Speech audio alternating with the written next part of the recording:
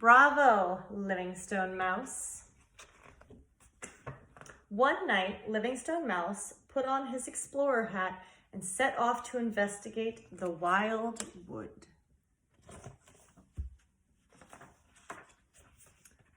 As Livingstone ran into a clearing, he found a woodpecker and a beaver building a stage. "It's for the dance performances by special artists," said the woodpecker proudly. "The show starts in an hour." "If you hurry, you might catch the foxes rehearsing their foxtrot," said the beaver, pointing to the edge of the clearing. "Great," said Livingstone. "Save me a seat for the show."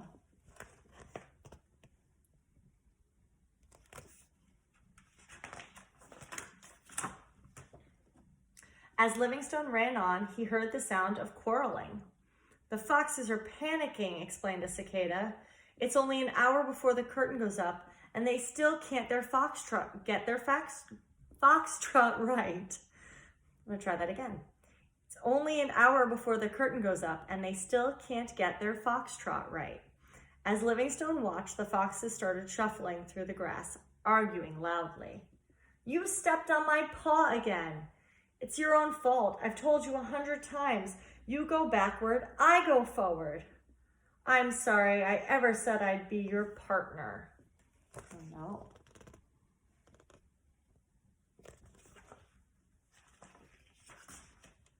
"Excuse me," said Livingstone. "You really make a handsome couple, but I think your rhythm's off." "I beg your pardon," said one of the foxes. "How many times have you danced the foxtrot?" "Never," replied Livingstone. "Exactly," cried the fox. "Why should we listen to someone with no foxtrot experience? Go away." "Pay no attention," the cicada told Livingstone. "Foxes are very bad-mannered."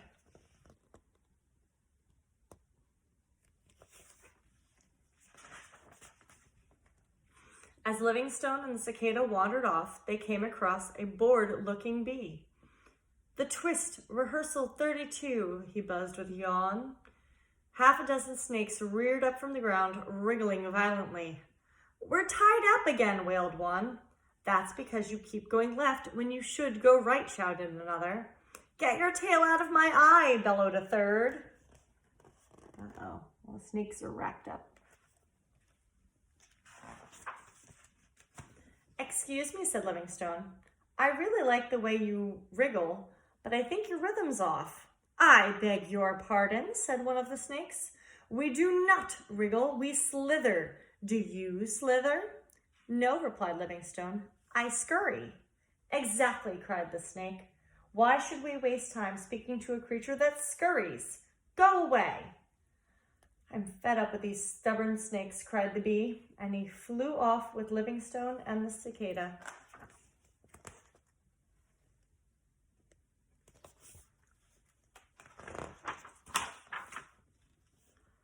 "Stupid shoes," cried a voice suddenly, and a centipede stumbled into view.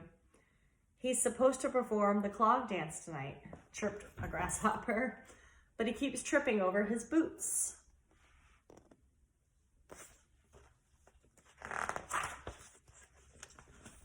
"Excuse me," said Livingstone to the centipede.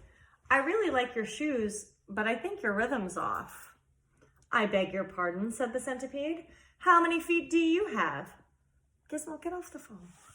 "4," said Livingstone. "Go away. Go away." "Exactly," cried the centipede. "How can a creature with 4 feet give advice to someone with 50 feet? Go away." "Wait for me," cried the grasshopper. "I've had enough of this bad-tempered centipede. I'm coming with you two." "Oh, coming with you." I say there's more than 2 of them. On a patch of grass, 8 frogs faced each other in a square. "Bow to your corner," croaked a large frog. "Let me see," he cried. "Do-si-do, yes, that's it, but do-si-do, take your burger. No, don't. Bow to each other instead, I think. Wait a minute." "Ouch," cried the frogs as they fell over each other. "He's mixing them all up," chirped a katydid. "He's a hopeless square dance caller," giggled a cricket. "I get so confused," wailed the larger frog.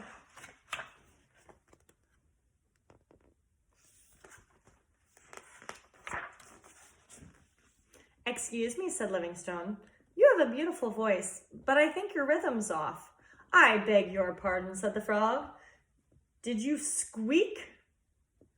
Yes, replied Livingstone. Exactly, cried the frog. How can a creature that squeaks know anything about croaking square dance instructions? Go away. How rude, tutted the katydid.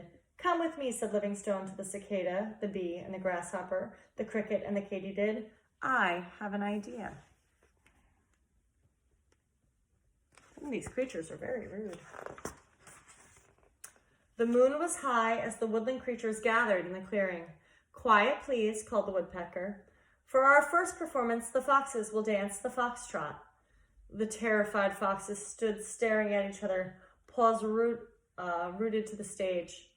Then into the clearing marched Livingstone Mouse and his insect band, humming, buzzing, chirping, chirruping, and strumming. Slow, slow, quick, quick went the rhythm. Suddenly the foxes began to dance. Around and around they whirled in time to the music. What perfect rhythm, cried the woodpecker. What a perfect foxtrot. Livingstone raised his baton once more. The band played the twist for the snakes. The snakes slithered and twisted, hissing with glee. Click, clack, click went 50 centipede feet as the band played a clog dance.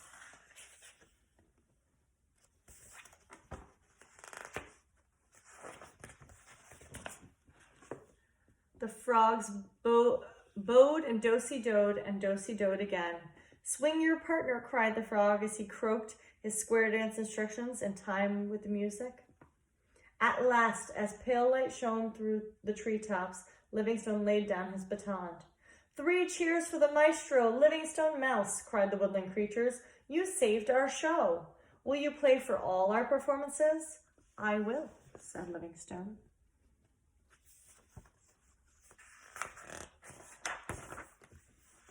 And that's exactly what he did.